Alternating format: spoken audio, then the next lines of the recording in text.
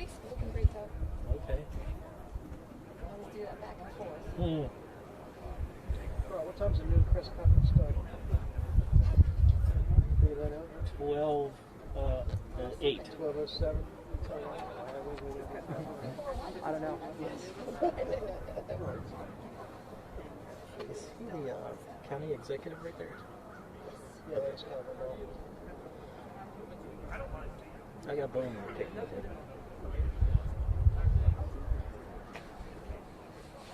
I don't want to pay taxes, that's my bone. I'm tired of paying taxes. I have kids in public school, so I can.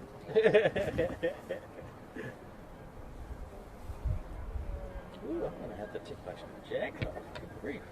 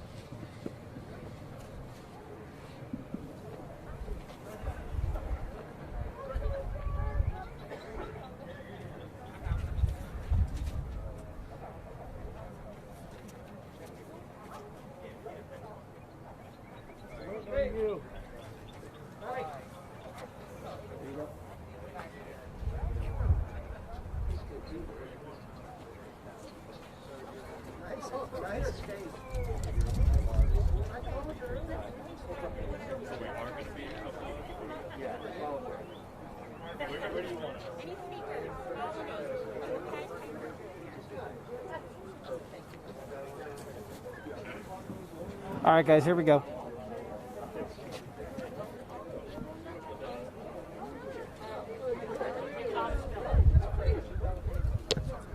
Check.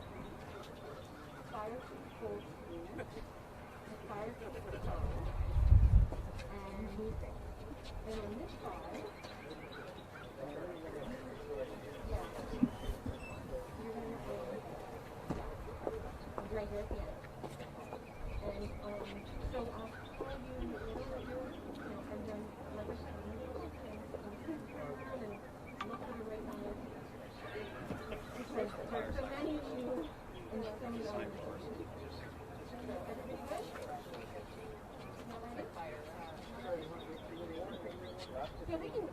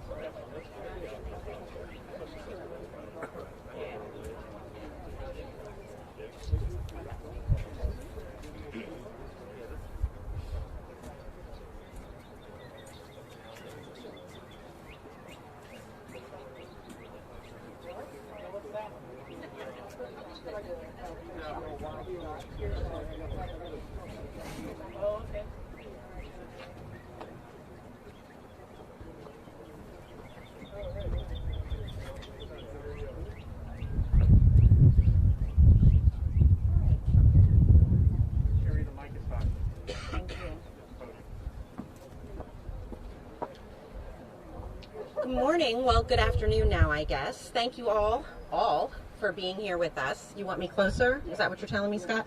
Okay, everybody needs to be close to the mic, okay?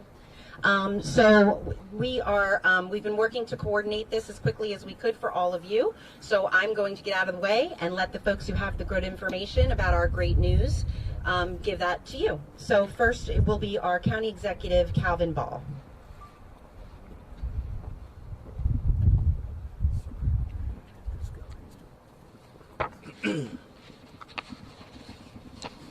Thank you so much, Sherry. Good afternoon, and thank you all for joining us today. Yesterday, Ellicott City resident David Crawford was arrested on multiple arson charges for a series of fires set across multiple jurisdictions in Maryland. We're incredibly grateful to the many county and state authorities who worked together on this investigation of 12 fires since 2011 through 2020. Today, joining us are representatives from neighboring jurisdictions, Prince George's County, Montgomery County, Frederick County, Deputy Chief of Maryland State Fire Marshal's Office, as well as our Howard County Police and Fire Chief, who will detail what transpired. Not only were these homes and residents' lives, but those lives who were put in danger also included our first responders, police officers, firefighters, those who run in when others run out. Again, thank you to all who were involved in this investigation. You have stopped potential future tragedies. We're one step closer to holding those accountable and providing some closure on these crimes that have spanned approximately a decade. I'll now turn it over to Howard County Police Chief Lisa Myers.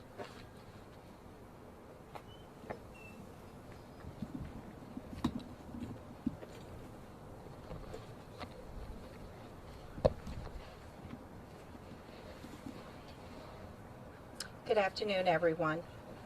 I'd like to take this opportunity to commend the outstanding collaborative efforts between the representatives of police, fire, and state agencies in Maryland for helping to assist in the arrest of a serial arsonist who was linked to fire crimes throughout multiple jurisdictions in our state. Yesterday, arrest warrants for David Crawford were granted through various jurisdictions, and at 11:45 a.m. he was arrested in Howard County, where he is a resident. This effort was the result of a multi-jurisdictional investigation.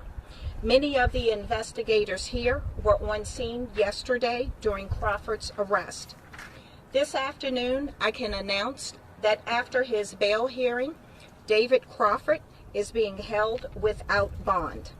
Soon you will hear about the unfolding investigation and the collaboration between many detectives and investigators who were instrumental in taking this dangerous criminal from our community. Once again, I'd like to thank all of our partner agencies for their willingness to work together with the Howard County Police Department to keep the citizens of Maryland safe. Thank you.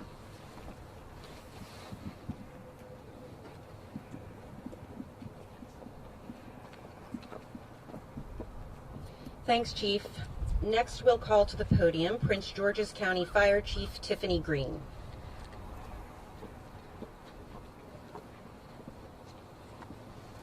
Good morning. I'm extremely proud to stand here today for the efforts done by our Prince George's County Fire and EMS Department's Arson Task Force and the surrounding jurisdictions investigators. As you will hear, this is a very complex case. It extended over a decade and involved multiple counties. As a result of their collaboration, communication, we were able to now get to where we are today.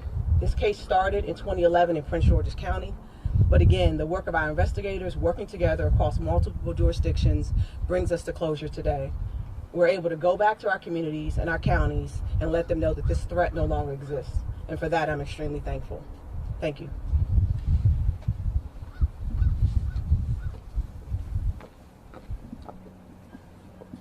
Next is Howard County Fire Chief Bill Anishewski.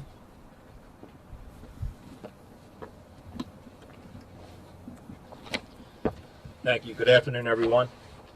Over the period of 2017 and 2018, Howard County Fire and Rescue responded to several suspicious fires related to this case.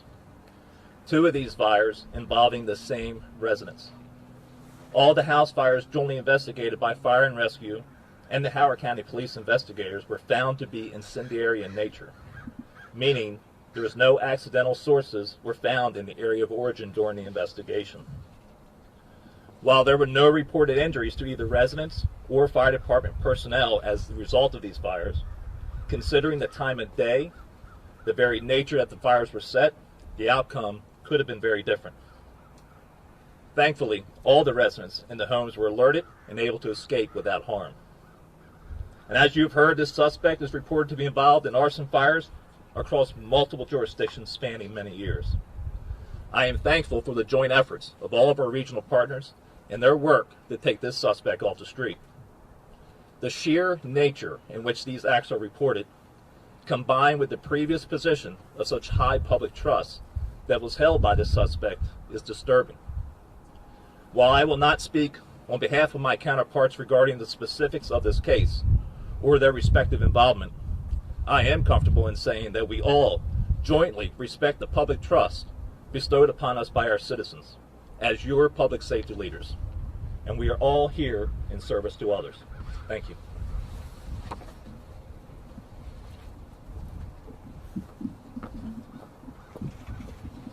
Montgomery County Fire Chief Scott Goldstein.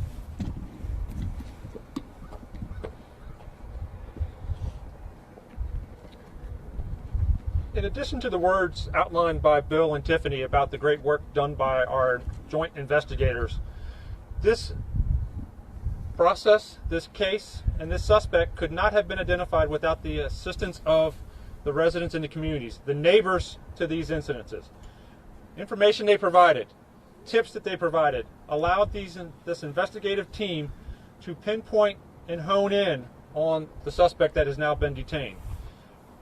As we talk about the excellent work done by this team, we need to also say thank you to the community, the residents, and for their assistance in providing us this critical information. And as our job is to provide a safe environment for our community and our residents, we want to ensure that folks can go to bed tonight and future nights knowing that this gentleman is in custody, and appreciate their cooperation.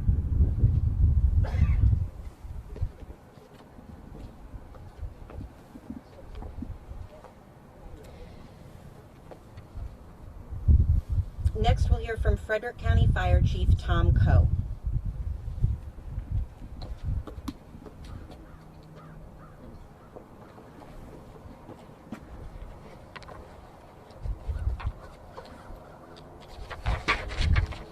Good afternoon. At approximately 3:40 a.m. on April 3rd, 2018, a passerby noticed a house on fire on the 2300 block of Gaplin Road in the Jefferson area of Frederick County. The passerby alerted the sleeping occupants of the home and activated 911. The fire department units arrived to find a small fire on the exterior at the base of the garage and extinguish the flames. The fact that the fire started on the outside of the home while the occupants were sleeping could have set the stage for a catastrophic outcome. Fortunately, the quick recognition of the fire by the citizen driving by the home allowed the occupants to safely exit their residence. The Frederick County Fire Investigation Task Force, comprised of members of the Frederick County Fire Marshal's Office and the Frederick County Sheriff's Office, conducted a thorough investigation. The task force worked with our regional partners to conclude that the cause of the fire was incendiary in nature. On behalf of Frederick County, I would like to share my gratitude with our regional partners who have worked seamlessly to coordinate the efforts in successfully bringing the suspect of these cases into custody.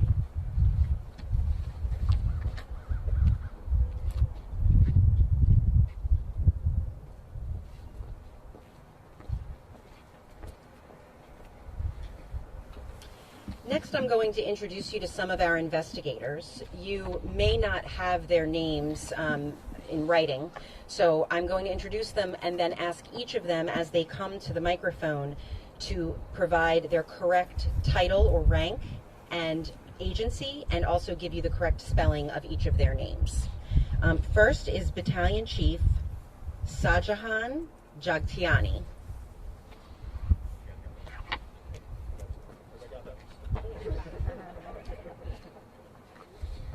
Good afternoon, Battalion Chief Shahjahan, S-H-A-J-A-H-A-N, Jagtiani, J-A-G-T-I-A-N-I. And what I'm going to do is kind of give you the break in the case that kind of brought this collaborative effort together.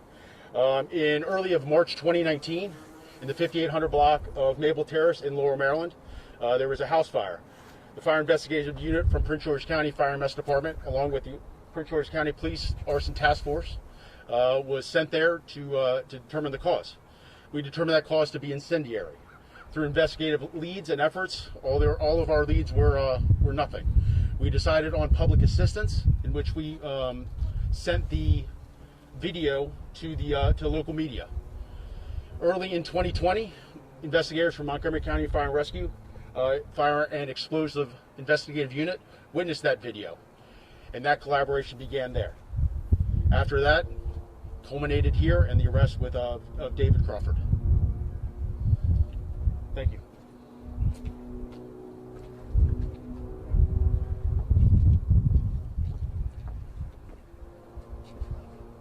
Next, we will hear from Prince George's Police Department Detective Thomas Smith, which maybe is an easier spell, and I'll welcome him to the podium.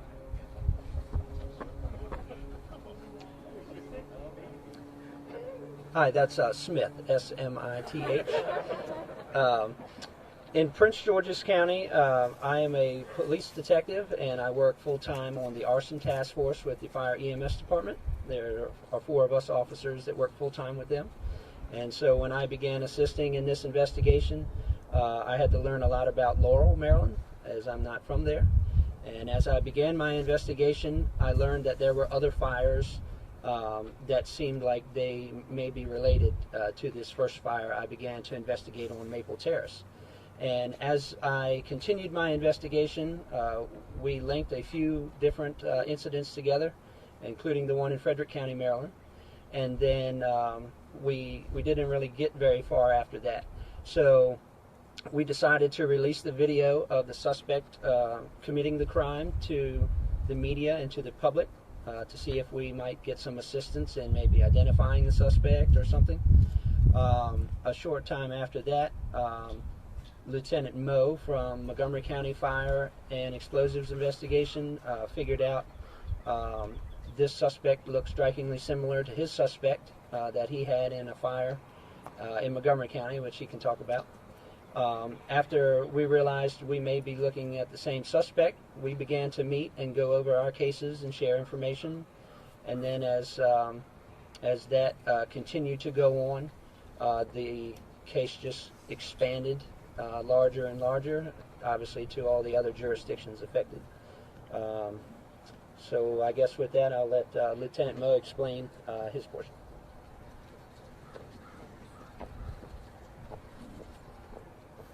Okay, Montgomery County Fire Department Fire Explosives Unit, Lieutenant Christopher Moe.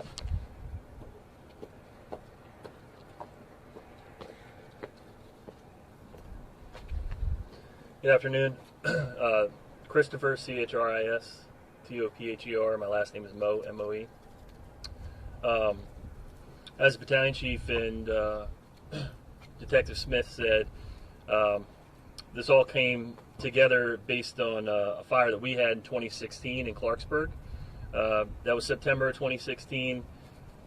September of 2017, I had a fire at the same exact house. To me and the rest of the investigators from Montgomery County, it looked to be sort of the same MO. It was done the same way, and a lot of things pointed to the same person being involved.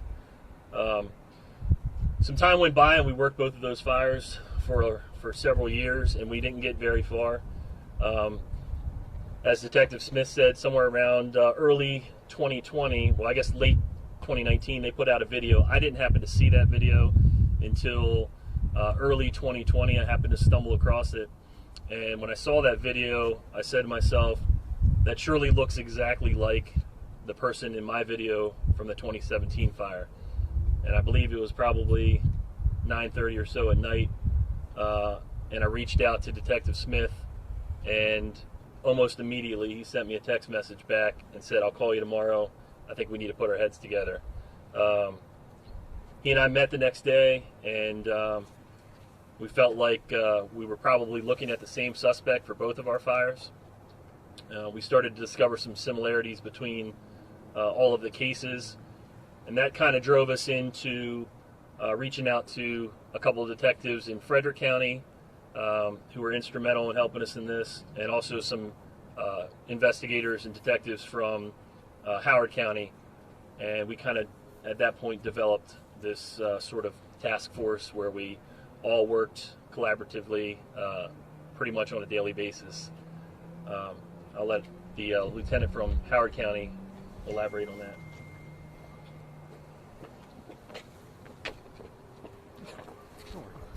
Next is Lieutenant Jason Luckenbaugh, and he is the Property Crimes Division Commander at the Howard County Police Department.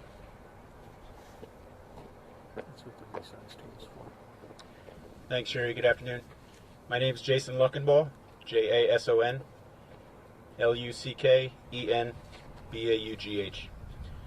I'm the commander of the Property Crimes Division, which oversees the Arson Investigations Unit, and in collaboration with the Fire Investigations Unit with the Howard County Fire and Rescue. In December 2020, Howard County investigators within the Fire Investigations Unit, which is a collaborative team-based approach between the Police Department and Department of Fire and Rescue, were contacted by Montgomery County and Prince George's County Fire investigators. As previously noted, a collective effort between Montgomery County and Prince George's County had already been undertaken to investigate our suspect. Information was shared that Crawford resided in Ellicott City, and there may be connections with him to fires in Howard County. Howard County began collaboration to assist in the execution of the search warrant at the suspect's residence on January 5th. A large amount of digital evidence was then processed and analyzed, and along with many other investigative aspects, methods of operation, and such, Crawford was identified as likely linked to 5 fires within Howard County. Of note, 1 car fire on Country Lane in Ellicott City in March of 2017, linked to the victim through the court-appointed Special Advocate Program. 1 inhabited house fire on Avalon Drive in Elk Ridge in June of 2017, linked to victims through chiropractic appointments. 3 fires at Spring Meadow Drive in Ellicott City. 1 inhabited house fire in December of 2017 at that location. one malicious burning of the lawn in August of 2018, and a final house fire in September of 2018. These were all linked to the victims through membership in local community associations and partnerships in Howard County schools. On March 3rd, 2021, investigators from multiple jurisdictions, including the Howard County Police Department and the Fire Investigations Unit with the Fire Department, initiated charges against Mr. Crawford and served arrest warrants on him at his home in Ellicott City. He was then transported to our Southern District and then transported to our Howard County Central Booking in Jessup, where he was served with his arrest warrants. I do want to point out the significant dangers that Crawford placed on the victims, responding firefighters, police, and other emergency services in each of these fires. Lastly, I'd like to thank the collaborative effort of the joint FIU of the Police Department and Fire Department, the partnership with the Howard County State's Attorney's Office, and namely the effort of this multi-jurisdiction county work group in bringing these cases all together. The group worked handily for months to investigate and jointly bring charges as placed yesterday, and they worked on a daily basis, sometimes at all hours of the day. The suspect was charged with 28 counts of different violations within Howard County, which were all served on him yesterday. Thank you very much.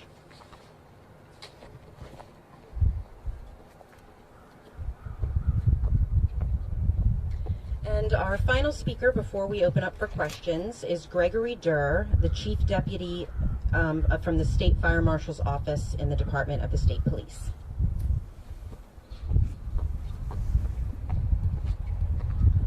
Good afternoon, everybody.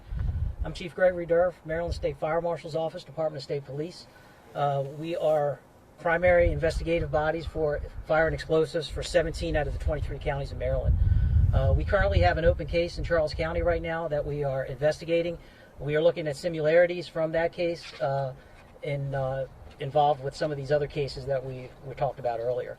I would just like to also say I'd like to thank everybody for the collaborative effort, for all the local jurisdictions, and for the public. As one of the chiefs says, we can't do our job unless people from the public come forward and help us. So we really appreciate the help from the public. I also want to give out a tip line. If there's any fires that anyone believes fit the similarities of the ones spoken of today, please call 1-800-492-7529 or TIPS. And that's the Maryland State Fire Marshal's Office. Thank you for your time.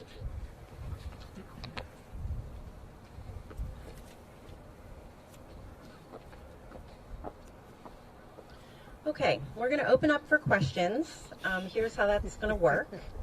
I will, if you'll give me the luxury of a moment to repeat your question into the microphone so that the folks who are watching online with us right now can hear what you're asking. And then also bear with me as I turn around and try to identify which of these very qualified people is the right person to come to the podium to answer your particular question. So, let's give it a go. Sherry. Yes. In court today, both the judge and the assistant state's attorney used the word terror and terrorize to describe the effect on victims. Could any of your investigative colleagues characterize that for us, please? The question was that today in court, the use of the word terror and terrorize was used when describing what this suspect did to his victims. So I'm going to turn this over to one of our investigators.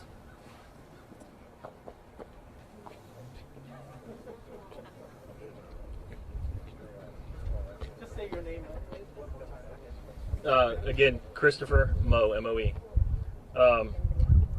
To your question, I think that has to do with the repetitive nature in a lot of these instances.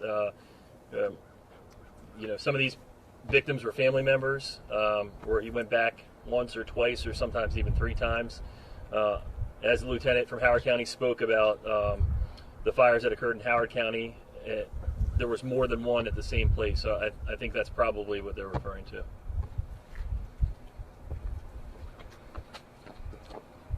Yes. Okay. One of the other issues was dealing, I guess, motive. Was this these people who were chosen? I guess, why were they chosen? What was the motive? The question is, what was the motive in each of these cases? Why were these particular people chosen as victims?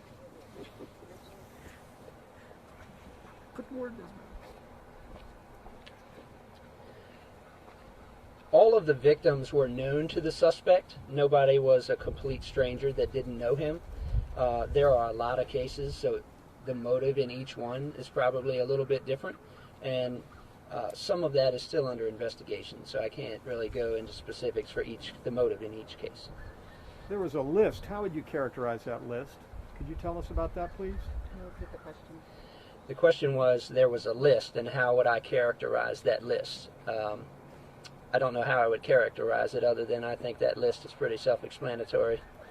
Well, hit list. Any of the people on the list were people who you may have encountered as an officer? You're asking if any of the people on the list we believe may have encountered the suspect as when he was an officer.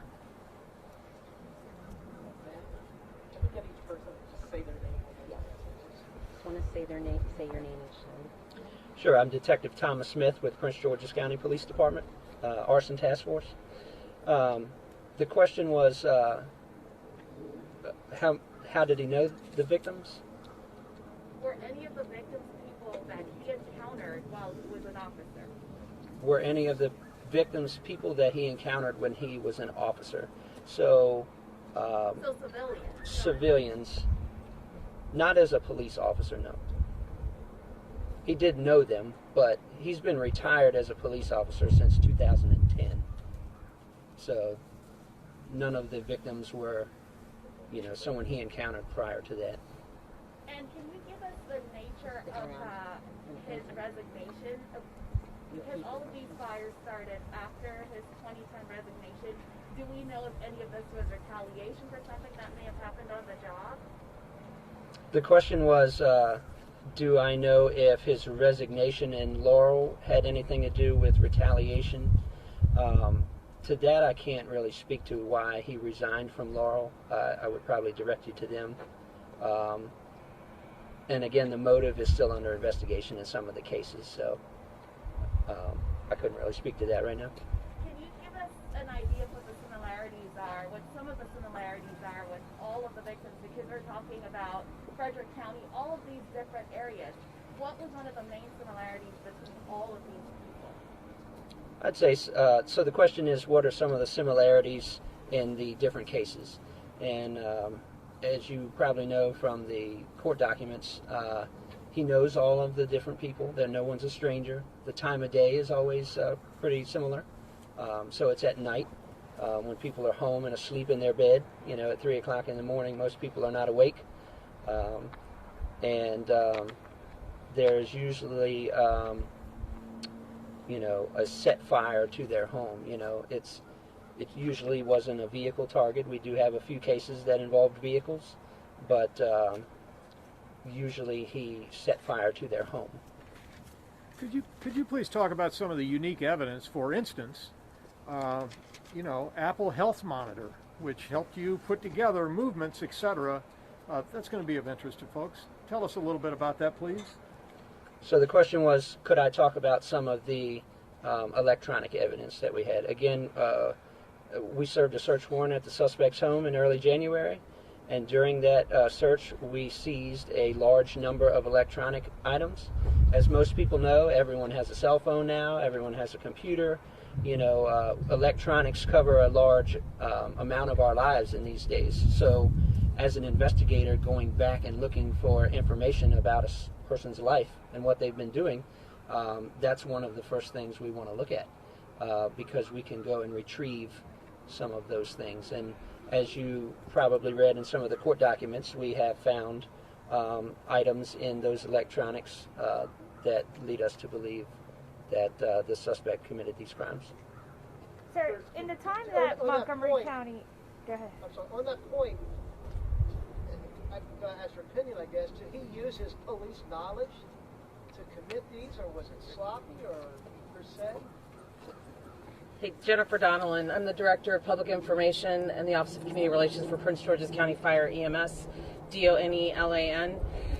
I just want to, you were asking about the police officer and his role as a law enforcement officer and whether that had played any role in terms of targeting his victims. I think you're asking the same thing. No, I asked, did he use his police knowledge to of how you commit crimes, and so the did he use that to do this? It seemed like he was smarter than the average criminal. well, he's locked up now, so I guess that did pay off. But if you read the probable cause, the statement of probable cause, it's about 17 pages long. It goes into detail about some of the things that they were able to glean from the search warrant. But in terms of his role as a former police chief, former member of law enforcement, he did not utilize that position. I want to make sure that we're clear. None of his victims were civilians with whom he had contact in a role as a member of law enforcement. The other victims, as you'll read in the press conference, in the press release, and in the statement of charges, those were people with whom he worked. They weren't civilians with whom he dealt with, say, on a traffic stop or anything like that. So I want to make sure that we're clear on that. And then in terms of whether or not his role as a law enforcement officer helped him come up with these different, you'd have to ask him, but obviously I think that the end answer and the conclusion is he's currently locked up. Ma'am, you or Or anybody, yeah. You talked about how you were able to connect the videos of the different fires and about the rate. But what brought you from having a picture of a suspect lighting a house on fire in the middle of the night to Mr. Crawford?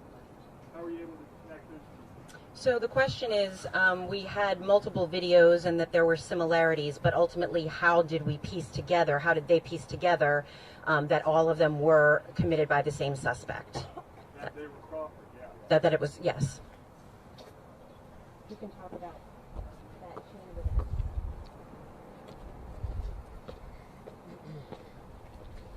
events. Chris Moe, MOE. So it's kind of a hard, that's kind of a hard question to answer in a couple minutes. We did have, we had video from both my 2017 fire that was never released to the public. It was only seen by investigators. And like we mentioned before, that's what we used to compare to the video from the 2019 fire that happened in Laurel. When we put those two together, that's kind of what got us on the direction that we were dealing with the same person. In 2020, November 2020, we had a third fire in Montgomery County in Clarksburg where we did recover some video surveillance from that fire as well. That was compared to all of the other videos. And at that point, that's when this work group involving us, all of us that are here today, Frederick County, Howard County, Montgomery County, the State Fire Marshal's Office, everybody together, that's where we all put our heads together and started looking at a whole bunch of other evidence that we had. And in the end, that's how we came up with Mr. Crawford. Could you describe the reaction, please, among investigators once it became clear that your primary suspect was a person with this status? Please. I'll let the lieutenant answer that one. Thank you. Could you repeat the question for me? Could you please describe the reaction on your team as it became clear that your main suspect was a high-profile former law enforcement officer? Sure. Jason Luckenbaugh. I think any of these investigations, especially when they span so long and there's so much involved with them, when you have a suspect of a high profile, even before that time, you're looking at pretty significant evidence that's going into it and concerns about who may be linked to it. When it comes down to someone of the public stature that he had, it absolutely starts to tighten up the investigation. The reaction stays the same, the investigation stays in the same path, and we follow where it takes us. And that's where we led to yesterday when we placed him under arrest. So I don't think there was a change in reaction. I think it was more of it's time to really buckle down and make sure that we're following this investigation to the nth degree. Hi, quick question on, we understand that he went to multiple locations and targeted certain people more than once, but can you speak to the degree that he followed up on those crimes? Did he return to any of the homes? We saw him commenting online about one of the fires, how he, monitored what was going on here. So the question is, do we know if he returned to those fires and actually was involved? How he was involved in monitoring after allegedly committing these acts? So through the digital evidence, it definitely, the question is, how did he track back the investigation and how he was linked to it, as well as how he was tracking it. So through the digital evidence, it took us down a lot of paths to identify that he was actually doing research on some of it, on a lot of different facets. He was linked to these victims, as is noted in the charging document, and it's clear that there were definitely linkages depending on whether they were committees that he served on with others or other aspects in prior job life, etc. So there was definitely research done at some point on each of the victims by him.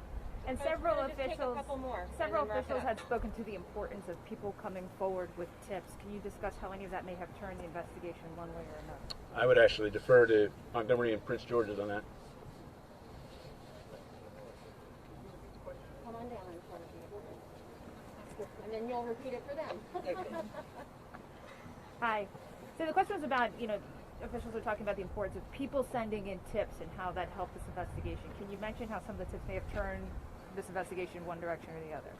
Sure. Tips from the question is, how did tips from the community help in the investigation? And I think it's important that anytime we have a crime that we're investigating, that the community is aware and involved. I believe probably each jurisdiction, including the state, has some sort of arson tip line or anonymous way to report crimes, crime solvers, things of that nature. And those are obviously very important. A lot of times the smallest thing could help us understand what's going on and solve something. So, when people call in arson tip lines or crime solver information, that's always helpful to investigators. And of course, I don't want to go into specific tips in this case, but there's no information will hurt. We did follow up on a number of leads, specifically in Prince George's County, and we thank the public for giving us that information. Two more people. Do investigators know about the allegations that he fired shots at a building while he was chief? And if so, why wasn't he prosecuted? Where are you talking about? Jennifer Donnell in Prince George's County Fire and EMS. So I was told to ask, do investigators know about allegations that he fired shots at a building while he was police chief? Do you know where? Not that. Okay, so what I can speak for is certainly for the jurisdictions behind you, we don't have any charges like that in our jurisdictions. Thanks. And one more question here. In terms of the evidence that you found at the suspect's home, any reason to believe he was ready to start another fire, or any evidence that he was going on another spree? The question is, based on the evidence that was found in his home during the search warrant, did the investigators find anything that indicated that he may be preparing to commit another arson?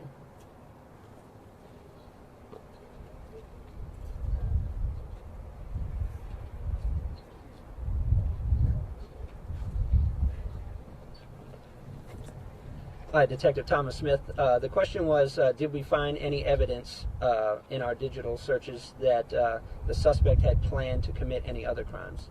And, we are actually still going through some of that material. So up to this point, we have found a lot of evidence that obviously you've read about that supports our case. And the rest of it is kind of still under investigation, so I can't really say much more about that, really.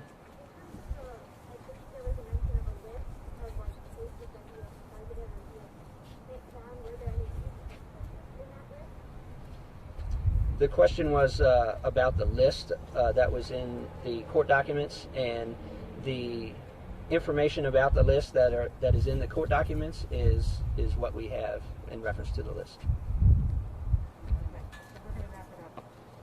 So, thanks for being here. Great questions from all of you. If there were questions that we didn't get to, a lot of folks here have referenced the charging documents, and if you don't have those yet, they do have a lot of information. And also, I'm sorry, I'm seeing Yolanda back there, who's the person who has the charging documents. So, And also, if you have any additional questions that you couldn't get answered here, you can contact me. I'm Sherry Llewellyn, Howard County Police PIO. Jen Donnellan, who is with PG Fire. Pete Perringer, who is the PIO with Montgomery County Fire. You guys all know how to find us, so we're available if you need anything going forward. Thank you all for being here.